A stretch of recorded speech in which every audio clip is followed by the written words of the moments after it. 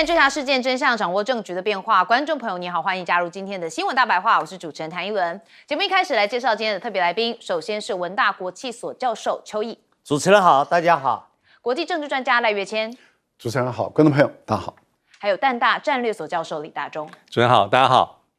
好，观众朋友，大家关心的就是川习到底会不会会面呢？好，我们大家预估他在10月底的时候，在韩国的庆州 APEC 上面会有相关的讨论。那现在连韩国的外交界也推测说，这两人可能就会在庆州的 APEC 举行会谈。好，不过各方都保密到家哦，甚至中方这边的这个谈话回答都是偏比较保守的。好，但是呢，这川习会有没有可能会涉及到台湾的议题呢？其实有些人认为可能还不到，但是有美国学者，这是南加大的教授这个葛罗斯曼，他说过去美国总统其实少有在中国谈判当中以台湾作为筹码，但他认为川普跟前任都不一样，因为他的交易式作风跟利益驱动，让习近平认为有可乘之机。好，那或许不是在 APEC 上面，或许是未来川普到中国大陆的时候，也有可能会提到台湾哦。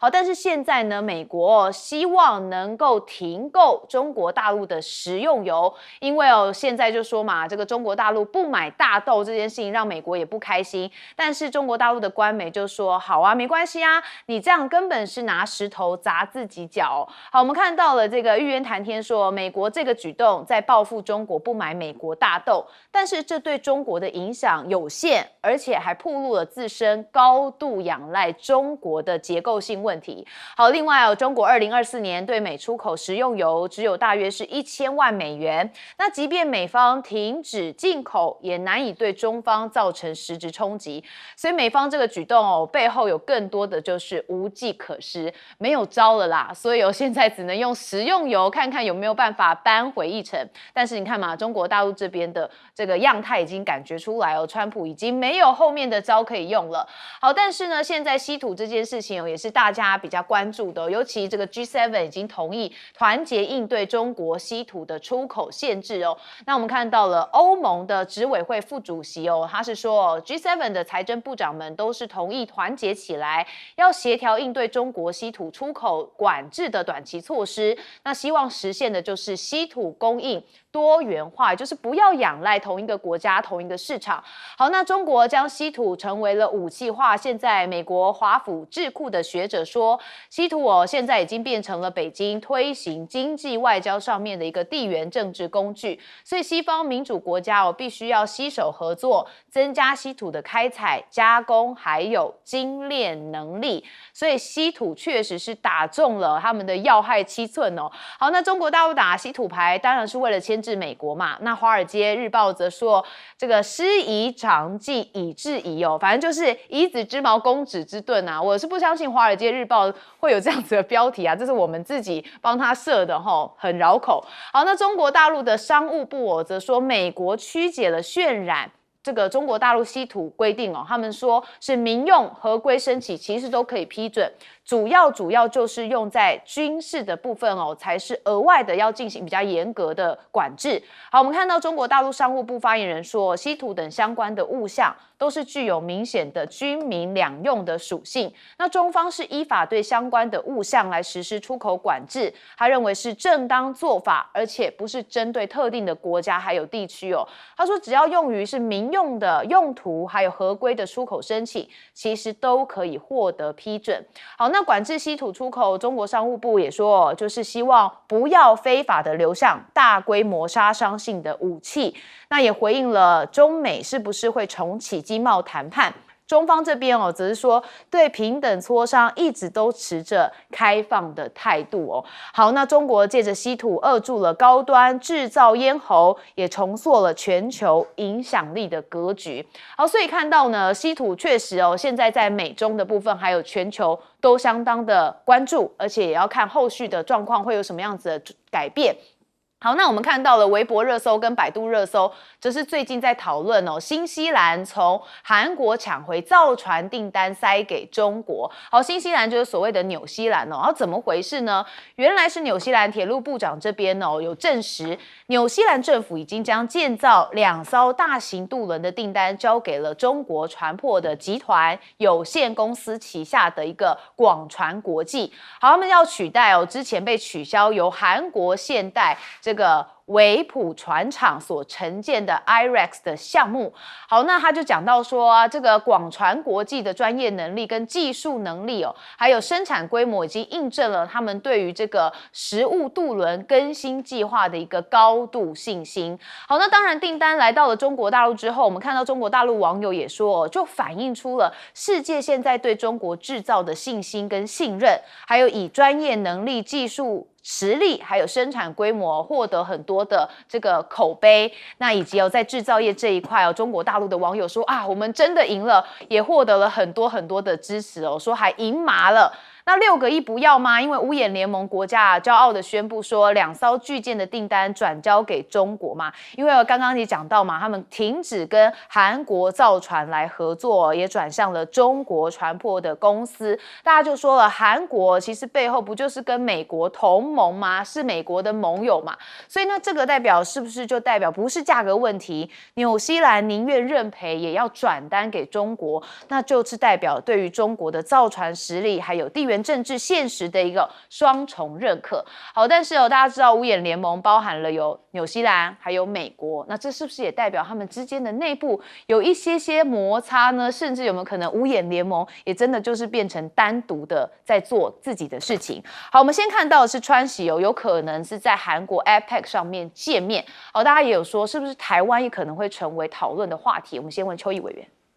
这一次中美两国的领袖习近平跟川普极可能在30号就会在韩国的庆州就要举行高峰会。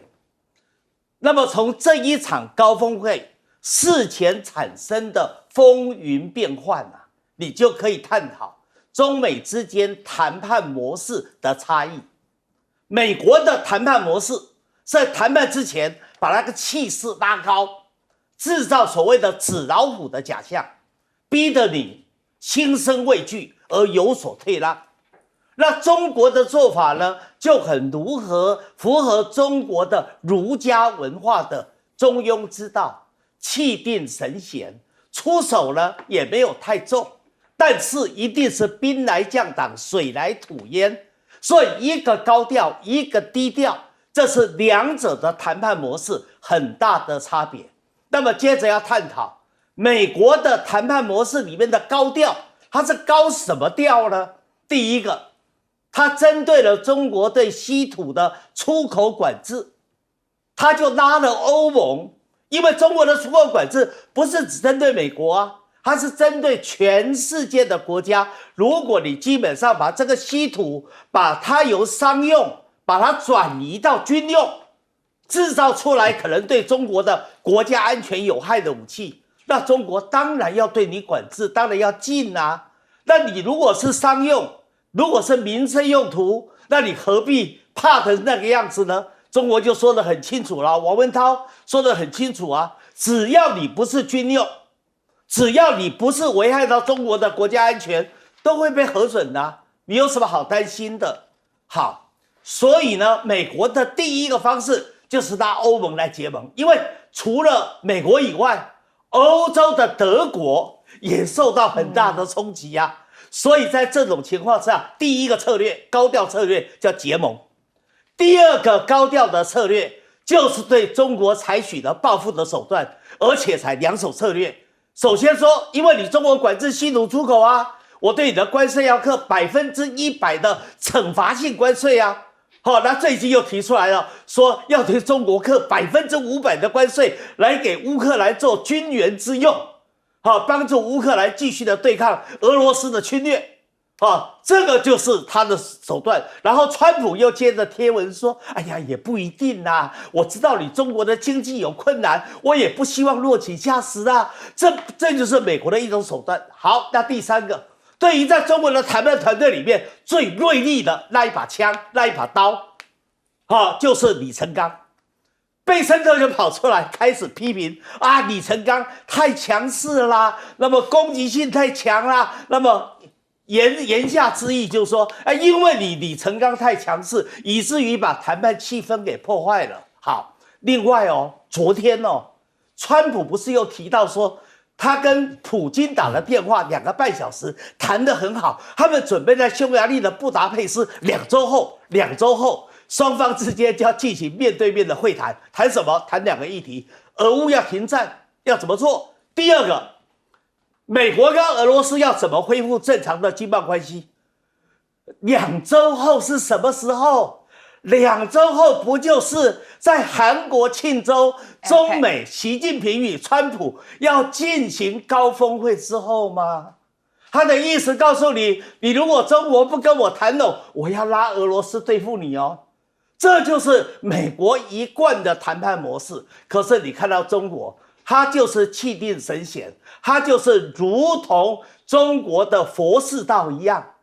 基本上敌不动我不动，敌若动我先动。所以在这一场谈判，其实双方的优劣势已经很清楚了，最后谈判的结果其实也不言可喻了。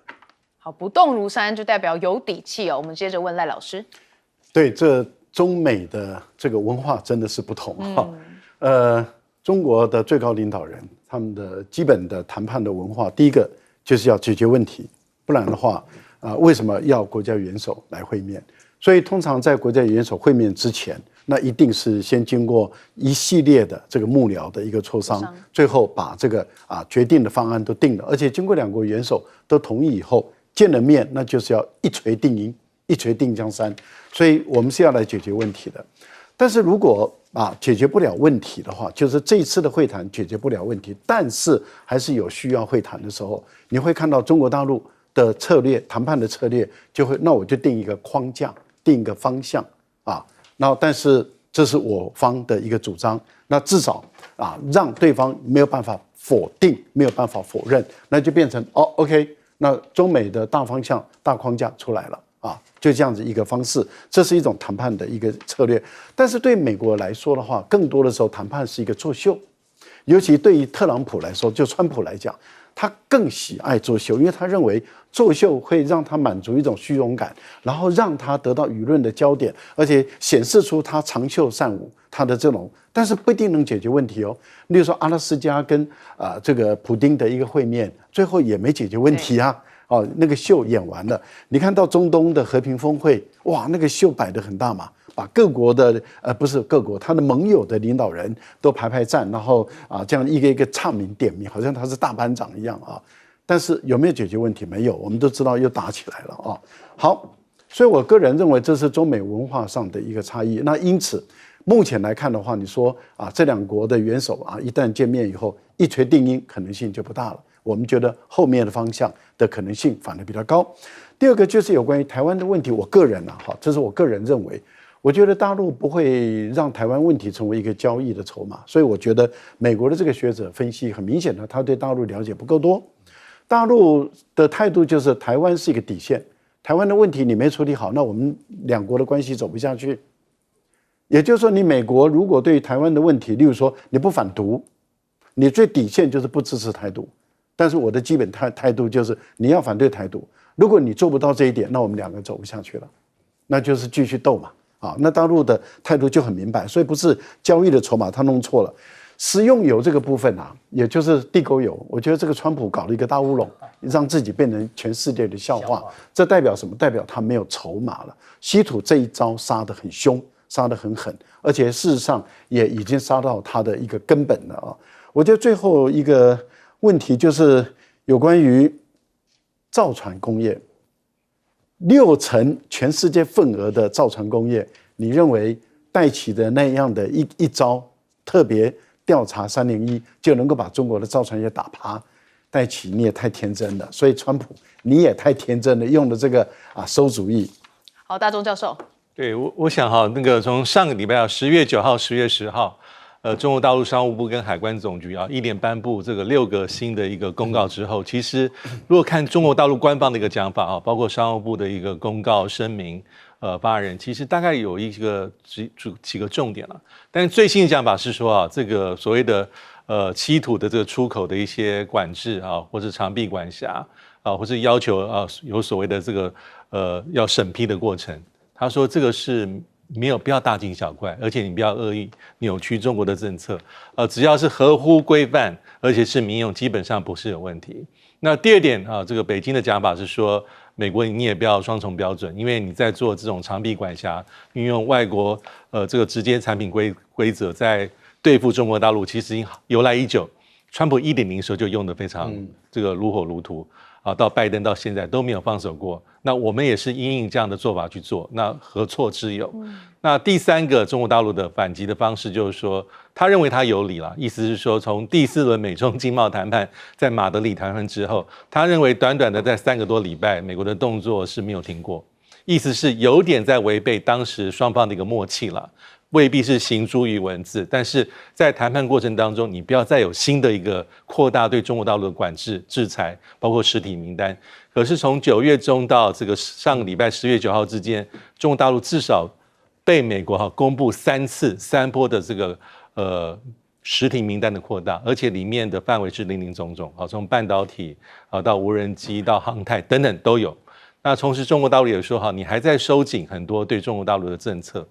比如说你那个所谓的被列入实体名单里面的这个企业中国大陆的企业，假设它在其他的公司子公司的持股超过50%，也要自动被列入所谓的实体名单，那不就是说那个网越来越密，越来越实吗？那还有就是在这个过程当中，卢特尼特又讲到对台湾50-50，这北京是在意的。第4点还有对于这个美国最在意的中国大陆的航运物流等等，在这个过去这段过程当中，美国还在重新拟定更严格的所谓301的调查。所以这一些其实我们仔细看，中国大陆最近官员的讲法都在针对这一点，意思是说你既然要边打边谈，那我们也只有奉陪到底。它大概底线就是这个。那我最后再讲一下其实目前我觉得中国大陆对美国的反制的这个手法跟所谓的这个武器啦，其实很多在川普1.0的美中贸易谈判就用过。那个大豆农产品，其实我们过去看过太多，这绝对不是第一次。那我们也知道，中美的这个第1阶段贸易谈判协定，在川普1.0的时候，当时北京的确是承诺我要购买2000多亿的农产品，包括大豆等等在里面，所以这不是新的。但是目前来说，北京比较有底气的还是在稀土管制条例，还有稀土的一些规范，而且这个是经过这几年慢慢的把它精确化、系统化，还有所谓的这个法律化，看起来是有效的。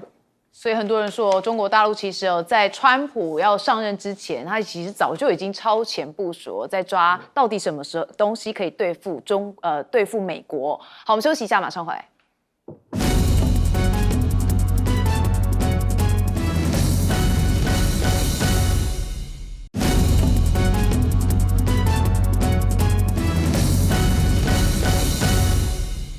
好，欢迎回到节目现场。我们持续来关心川普。我真的觉得川普相当厉害因为他年纪也算蛮大，但是每天忙碌的生活还是常常大家关注的焦点。好，因为他最新呢也跟韩国的5大企业主来见面就在海湖庄园。他们17号齐聚在川普的别墅海湖庄园那跟这个韩国的5大集团以及川普他们是进行了尖端产业的投资来进行协商。好，那当然呢，现在韩国对美国的投资包含是3500亿的美元，这件事情要如何来进行跟执行，美国跟韩国的意见还是不太一样。但是呢，这个美国的财政部长贝森特就说了，美韩的贸易谈判已经进入到收尾阶段，预期在10天之内就会达成协议。好，大家等着看。那另外，川普在白宫宴会厅里头也为富有捐款者举办了晚宴。好，那这个是在15号的时候，他感谢了亿万富豪跟大型企业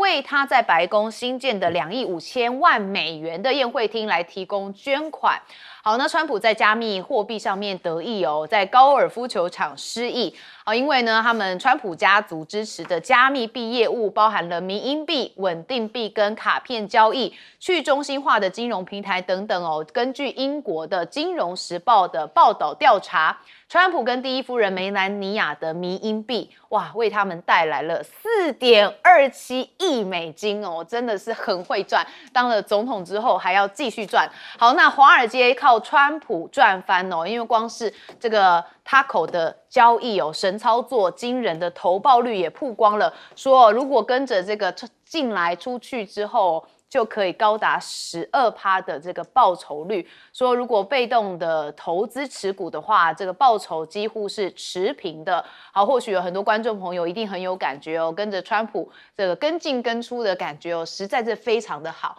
好，那川普称通膨结束了。但是根据《卫报》独家的最新民意调查显示，他上任9个月之后，承诺第一天要降低物价，但是绝大多数的美国人说，他们的生活成本每个月都上涨了100到749美元，所以根本是物价飙升的哦。除了川普自己可能觉得说钱赚的比较多，所以通膨算结束了。好，美国 CDC 也说，将近有1/4的雇员在今年会遭到裁减。好，说这大规模的裁员哦，会削弱机构应对公共卫生的常规跟突发事件的能力，那也会影响哦履行保护美国公众健康的核心职能哦。好，大家记得吗？过去哦，这个 COVID-19 哦，也是在川普的末期，那当时他就被这个病毒给打败了。好，所以有这个 CDC 现在还要裁员哦，如果再来一个病毒，恐怕又会很不堪设想。好，那我们要对比中国大陆这边啊，11消费到底有多惊人哦？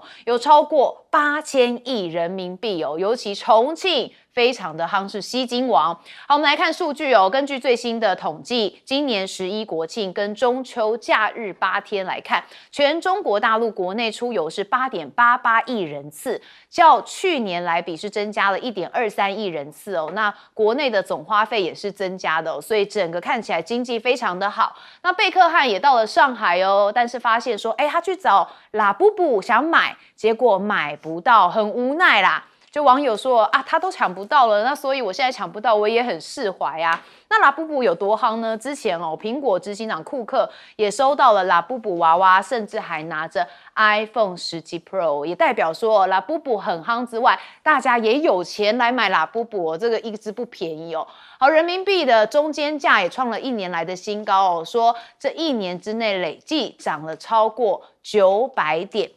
好，那我们刚才讲到库克嘛，现在他会不会成为一个美中的桥梁呢？因为他到了中国大陆之后，也会见了中国的商务部长王文涛。好，那王文涛跟他之间当然有一些讨论嘛，说这个最近啊，美中经贸的关系很波动哦，那是因为美国破坏了先前经贸会谈的气氛，所以呢，他会见了库克之后，也有特别讲说要维护中美贸易关系的总体稳定哦，那需要双方相向而行，所以希望美方跟中方要一道以2国元首的通话共同的共识来进行一个引领，通过平等对话来协商哦，要为2国的企业展开合作，希望有个稳定的预期以及环境。那甚至哦，这个另外一位叫何立峰的，他也跟这个库克也说，希望你可以当我们的这个桥梁纽带啊，因为美中之间关系比较竞争又比较是不稳定的。然后呢，他就讲说，希望各位委员继续发挥桥梁纽带的作用，积极支持中国大陆的经济发展跟中外交流的合作。好，我们先看到就是韩国嘛，他已经跟这个5大企业主跟川普见面了。大家现在很关心就是美韩的贸易部分哦。这个贝森特说10天之内会达到一个这个协商。我们先问邱毅委员。我记得在几个礼拜前，好像也在一轮的节目我就说过了，川普其实一边在做世界霸主，一边治理美国打击异己。一边呢，也在创造他个人跟他家族的财富。我还特别举了一个例子，说今年的4月30号，川普的大儿子特别的跑到韩国去，就待了2天的时间，包含交通时间哦，2天的时间。那么接受了韩国新世界总裁郑荣正的邀请，跟他会面的有10几个韩国的大企业。当时我也去了这一场聚会，所以呢，当时我在节目里我就说，这个聚会还有后续。果然没错，4月16号新闻是17号出来，其实4月16号到18号就在海福庄园。那么孙正义表面孙正义主办，然后他邀了韩国的4大的财团，哪4大财团呢？我跟大家说好了，第一个现代企业，第二个三星，第三个 SK 海力士，第4个 LG， 就4家，包含了孙正义，所以外界传说是5名企业主就是这么来的。那么他们其实是跟着是谁挑他们的呢？就是川普的儿子。所以我讲的4月30号在韩国首尔的那一场秘密的聚会，其实就是这一场在佛州海福庄园的5名韩国的企业去朝拜川普所产生的会前会。而他们在谈什么？我们知道川普是一个很爱面子的人，他是要面子又要里子，所以他这一次到韩国庆州，他基本上有一个附属的产品，他要李在明要同意答应美国的那3500亿美元的投资，要以现金的方式一次支付，一次结清。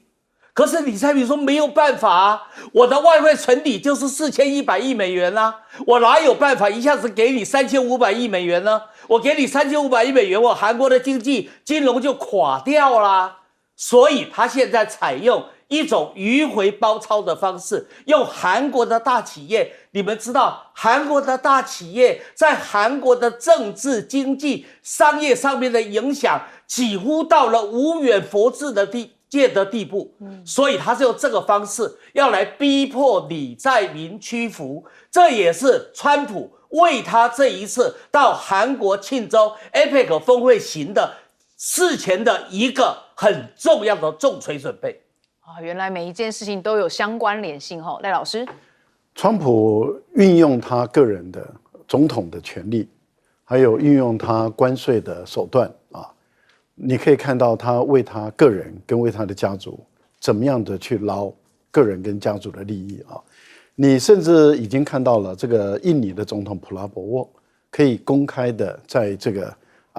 埃及的这个峰会里面，麦克风都还没有收音，他就可以跟他说：“你的儿子，我可不可以跟你儿子联络？”然后因为他的2儿子是在印尼投资开发高尔夫球场跟商业中心、川普大楼，但是在今年2月的时候，因为环保的问题被卡住了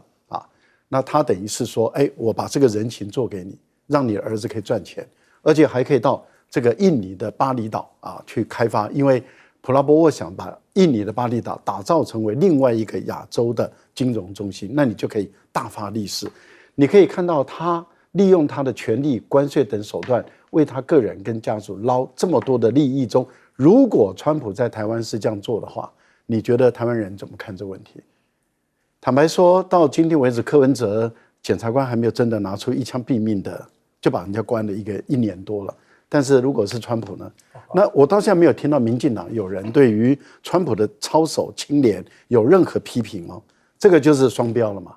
双重标准了。民进党对于柯文哲的打压，然后对于川普的这种宽容，你可以看到完全不同的标准这个真的是人类间最诡异的事情。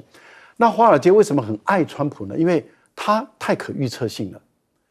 太可预测性对于像邱毅委员也好，他们熟悉经济金融的人来讲的话，那这种领导人实在是太可爱了当他这个做了一个动作，股票狂跌的时候，那因为大家都知道他是他狗，他马上就会做什么事，股票一定会再回来。所以股票狂跌的时候，这个华尔街的金童玉女们马上大量的去进场买。等到一上来以后就再抛出去，就这样子反复的冲刷。你看，从今年的1月到8、9月，你看他们已经赚了多少钱？所以他们的业绩都非常的亮眼。原因在哪里？原因就是因为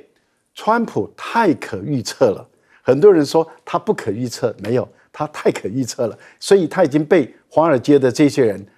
金融界的摸得透透的了。所以不是有话说什么川投顾哦，就是因为他在股市上面的预测非常的高。大钟教授，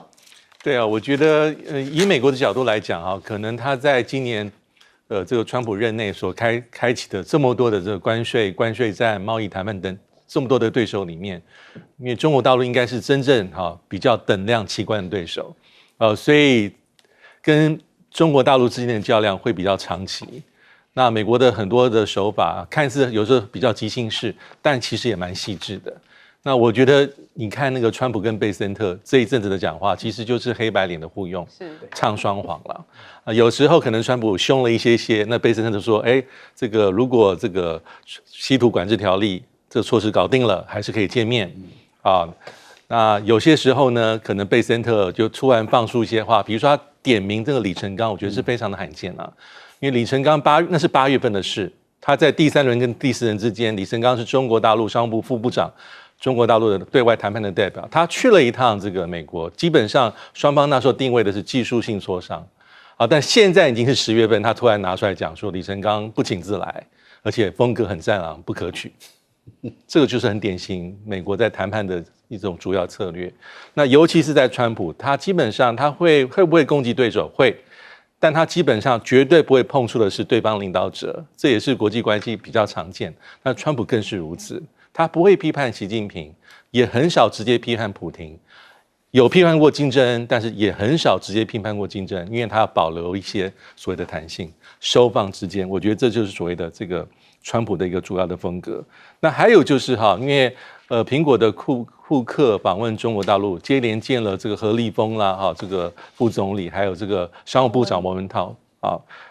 我觉得其实你从中国大陆官员的讲话里面，再次印证他所想的东西是什么。他基本上说目前双方的谈判氛围有点变化喽，因为第4轮前面4轮还不错，变化的原因不要怪我，要怪的是美国。他说罪不在我，你们美国是始作俑者。所以他们的讲话里面又再次复述所谓的商务部的一些公开的讲法，就是说你从9月到现在怎么会有这么多的一些对中国大陆密集一连串的这个政策，都是在加深对中国大陆在科技的打压，在增加这个所谓的实体名单的这个范围，不应该这样子做。但是通常这个时候中国大陆的讲话就又会再拉回来一点，他说我们很相信习近平跟这个所谓的川普的元首通话的指引，6月5号、9月19号，所以我觉得中国大陆还是保留一个所谓的最后的一些余地了，这个还是蛮重要的。好，那就要看这个月底的时候，这2人有没有可能在 APEC 上面有谈话的可能性？那谈什么会持续带大家关注。我们休息一下，马上回来。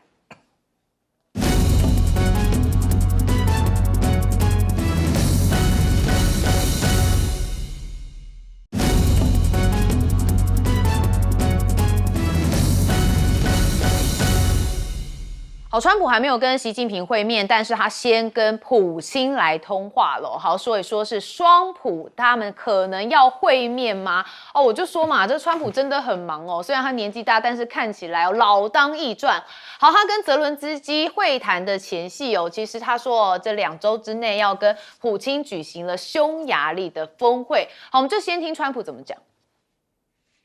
We just had a call, as you know, with President Putin. I thought it was a very good call. I would say within 2 weeks or so, pretty quick. Marco Rubio is going to be meeting with his counterpart, as you know, Lavrov, and they'll be meeting pretty soon. They're going to set up a time and a place very shortly. Maybe it's already set up. They've already spoken. 好，希望有如他说的，会有川普的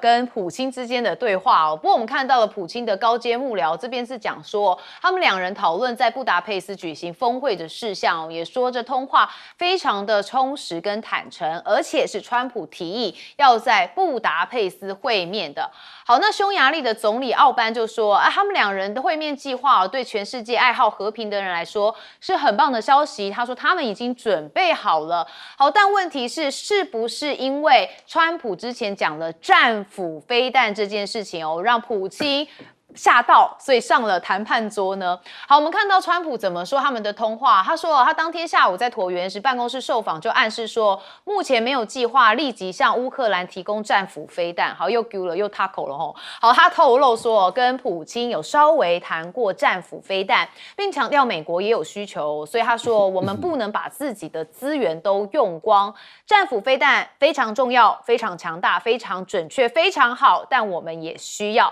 但是他还是有跟普京在对谈当中讲到说，你介意我把这个几千枚的战斧飞弹给你的对手吗？好，那普京说我不喜欢这想法。他不是白问吗？普京一定会说不行的吼。然后他说，你觉得他会说我很乐意收到战斧飞弹吗？好，自己都知道问的问题有一点点怪怪的。好，那不管反正这两大领导人可能接下来也要会面哦。那当然，泽伦斯基这边又要怎么看呢？我们看到，因为这个乌克兰官员说，泽伦斯基要到美国见川普哦，大家们也要讨论的就是战斧飞弹。那当然，爱国者飞弹也会是议题之一。那战斧飞弹到底有多厉害呢？因为它射程可以达到2600公里，这意味着俄国首都莫斯科就会落入这个打击范围之内，而且战斧可以搭载的是核弹头，所以也被认为这个应该是蛮致命的一个武器。好，那现在美国扩大要跟乌克兰进行共享情报 ，CNN 就说了，两位熟悉内情的消息人士说，美国已经要扩大跟乌克兰的情报共享，好，纳入了对俄罗斯境内更深入的一个目标相关的资讯，也就希望借此来重新跟这个莫斯科因为阿拉斯加峰会失利而陷入停滞的谈判。那除了扩大情报共享，美国也核准这乌克兰出售的是3350枚的增层攻击弹药的一个飞弹。好，确实之前大家还记得吗？原本川普说普京跟泽伦斯基两人会有个见面，结果现在也是没消没息的。好，那当然英媒这边也说川普呢希望能设一个乌克兰军援的基金，那要从哪里来呢？就从跟中国大陆这边进口的产品来课征500%的关税哦，这所得的税金就会用于这个乌克兰军队来提供武器。所以川普就讲已经指示了贝森特在乌国总统泽伦斯基明天访问华府之前，向欧盟欧洲的盟邦来提出这项的计划。那曾任川普国家经济委员会的主任库德洛则指责美国的参议院想对中国征收500%的关税，就是要来惩罚他们购买了俄罗斯的石油。所以现在这个买俄国石油的事情呢，是不是也变成美国的一个教牌？因为呢，现在川普不是有讲吗？这个有说这个印度的这个莫迪有说停止采购俄罗斯的能源，那他自己讲说要中国还有日本跟进。我们听一下他怎么说。And he assured me today that they will not be buying oil from Russia. That's a big stop. Now I got to get China to do the same. 有可能吗？中国你说不买就不买好，我们来先看印度其实印度他们自己也没有正面的答复，他只有说会以印度人民的利益为优先考量。好，常常看到川普说的话说什么印度说不买中国大陆也会跟进大家想说怎么可能？人家也是国家之一嘛好，不是你说的话人家就要听嘛。好，那川普也说中国要停止购买俄罗斯石油，我们就来看中国怎么回这个他说中国同包含俄罗斯在内的世界各国都是一个正常的经贸能源合作，正当合法，坚决反对美方动辄就拿中方说事，坚决反对对中国滥施非法单边制裁跟长臂管辖。好，确实嘛，你管我这么多，我想买哪里就买哪里，你说的算吗？好，那现在这个普京跟川普之间有可能也会来会面所以我说嘛，这个川普真的很忙。邱毅委员，政大成立了一个安倍的研究中心，我认为现在没有研究安倍的必要，安倍在日本也没有得到太多的重视，我认为应该成立的是川普研究中心。大家好好的研究川普，川普这个人很有趣，在我们教谈判的做谈判的人我们非常注意每一个人的肢体动作，还有他的穿着，他可以表露他内心的态势嘛。你看看在阿拉斯加的时候，那时候川普是怎么跟普京见面的？那时候他希望普京赶快帮他完成了俄乌战争，可以顺利的停战啊。所以你看他见到普京的时候，川普以前跟人家握手是这样子握的，可是那一次在红地毯遇到普京的时候，川普是用这个方式来跟普京握手的。大家回忆一下当时的镜头，而普京也很识趣，普京以这样的方式跟他就交握了。这个常常是男的再加一个女的在求婚、在示爱的时候，我手往前一摆，要跳舞，对不对？哎，是了，我邀舞嘛，就是这个手势。好，那两个人手一握之后，普京的左手就靠过来了。你知道川普他的左手怎么样吗？他的左手轻轻的就抚着普京的手肘之上，然后两个人就携手就走红地毯，你知道吗？而在走红地毯的过程里面，你发现普京是气定神闲，而川普是摇头晃脑。摇头晃脑，通常这个肢体动作代表川普脑袋里面在想他的鬼点子。而且川普那一天，你看看平常如果会见像普京这样的高手，一般的西装是扣起来的，川普那一天没有扣西装，他是这样的。这个其实在重要的国际会晤里面，他是很失礼的啊。但是川普那一天做了，而你看他跟普京在一起的时候，普京就是一个很尊重国际礼仪的做法。所以川普的很多的动作其实都有含义的。大家都说川普讲话变来变去，其实川普讲话变来变去，基本上为他与个人与家族创造了多少的财富。我们在上个电视墙不就讲了吗？川普一谈到对贸易战的问题一谈，他知道股市一定会跌，一定会反应，所以这个时候他赶快就买空单啊，然后过了几天以后真的跌了以后，他再补仓啊，这一下子帮他计算，至少平均报酬率12%，其实不止啦，他绝对高于这个数目啦。这就是川普的做法。所以川普现在又吹了一个牛哦，他说印度已经答应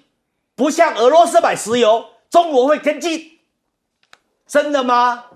印度到现在为止官方没有证明哦。我认为这个也是川普的虚张声势。好，赖老师。川普目前他的一个做法是希望用这个战斧巡弋导弹把这个普丁把他拉过来让普丁能够屈服事实上有成效因为他这2天就要跟泽连斯基见面了，所以普丁就是赶在他见面之前主动打电话，所以对川普来讲他很开心也很得意，他认为你看普丁都要跟我打电话了。但是问题就是，普丁的厉害的地方是在于他捧杀，把你捧得高高的，最后把你砍了一下。为什么呢？因为之前他就一直在赞美这个川普这个赞美这个他的太太，然后赞美川普在中东的付出跟贡献，赞美川普在这个应该得到诺贝尔奖，结果没得到这个他为那个川普感觉到不满，感觉到扼腕，感觉到惋惜，哇！这个都让川普开心到不行。最后，当普丁一个电话给川普的时候，哇，川普就觉得他现在不得了了，所以他就故意跟他谈到，我如果给你这个几千枚这个战斧巡弋导弹给你的对手，你介意吗？当然，普丁就跟他讲，当然我会介意但是普丁厉害的地方就在这里了，转折从这个地方开始。他说战斧巡弋导弹不会改变这整个战争的结果。但是会影响改变美俄之间的关系，哇，这个软中已经有压力了，就是说美俄之间的关系很有可能这是一个分水岭了。那我们战后美俄之间很多贸易经济要合作那我也是产油大国，你也是产油大国我还是黄金大国嘞，我们有很多的合作空间我土地那么大我们很多空间，还有地缘政治的问题跟中国的问题我们美俄之间还是有很多可以谈的那你想，当普丁谈到这些的时候，对川普来讲他就改口了。这个战斧巡弋导弹呢，一定要先满足美国。那美国什么时候才能满足啊？而且要多少量才能满足啊？所以美国没有满足之前，它的战斧巡弋导弹就不会卖给乌克兰了。哇，你看，那这乌克兰泽连斯基跑到美国去，他最重要的战略武器看起来拿不到手了，就是一场空，又是一场空。我觉得真的是被戏耍。我觉得印度莫迪就在戏耍这个川普了。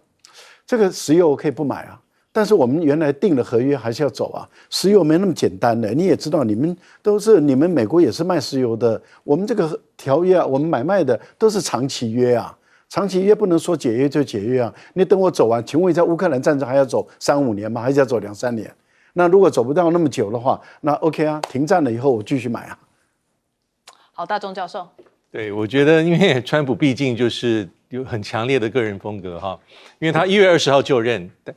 有外媒统计过，他跟普丁之间的通话，包括证实跟未证实的，加起来可能超过8次，大概将近8次。那见面当然就是8月15号阿拉斯加。那马上要再见一次面。其实当阿拉斯加这个峰会之后，其实因为川普也跟泽连斯基谈，也跟欧洲的盟邦谈，那还叫泽连斯基要不要跟这个普丁谈。但你看现在已经2个月过去，老实说，俄乌战争的形势并没有太大变化，所以一般人会认为说，应该如果我是川普的话，大概就不会那么有强烈的兴致再跟普丁进行一次对话和遑论式见面。那想不到川普马上就出乎大家意料之外，通话然后再安排见面，我觉得这点是至少他跟过去的拜登总统非常不一样的地方哈。第一个是如此，第二个这个战斧飞弹，因为我觉得他是有点刻意要挑起这个问题，来问问看普丁，你觉得这样好吗？那如果不好的话，是不是应该不要往这方向走？不过普丁的回答就像刚才赖老师所说，我觉得也没有错，因为应该不可能透过任何单一的武器系统去改变战场的局势，遑论是这个谈判桌上这个所谓的形势。因为尤其战斧哈，其实美国出售的国家数目非常少，最早就是英国，那后来可能增加日本、澳洲、荷兰，那其他还有名单上国家，但是基本上美国视为是重要的资产了，因为它射程真的比在拜登任内这个美国提供给乌克兰的这个陆军这个战术飞弹系统，它射程多了好多倍。所以川普应该也没有真正的意愿去这样做。我觉得以川普时代而言，他见外国领导者像普丁这样并不是很难，但是能够谈成什么效果，我觉得还是大家比较在意的。因为假设见面就有效，那上一次阿拉斯加碰面，他们也谈了很久，但是后来是没有办法真正落实，就还是卡在那些所谓的老问题。因为对于普丁要的东西哈，他是要求是乌东地区的两州，他可能要拿到全部。因为卢甘斯克目前俄军带几乎是全部被拿下来，但是那个顿内茨克带70%多的土地，那他可能希望这个地方是完整的。那至于扎波罗热还有所谓的这个另外一个所谓的另外一州赫尔松州，普丁曾经讲过说，暗示说这可以拿出来谈判。那普丁要丢的地方，可以换的地方，他可能是换很少的哈尔科夫跟苏梅地区，可能就几百平方公里。丢给乌克兰，那格斯恩斯基不可能接受这样的提议，而且俄罗斯要求这个乌克兰你要认2014年的这个克里米亚这个半岛，你就不要再有任何的一些其他的动作。俄罗斯还更进一步的要求说，你要缩减军备，你要维持中立化，永远不能参与北约。那俄罗斯普丁要求是说，也战后因为泽连斯基希望的是欧洲国家、欧洲的部队进驻，有点像什么？有点像是现在以色列跟哈马斯之后的谈判，欧洲稳定部队。而且，泽连斯基希望说美国有一定的角色，但是普丁讲得非常清楚，他说这个不行。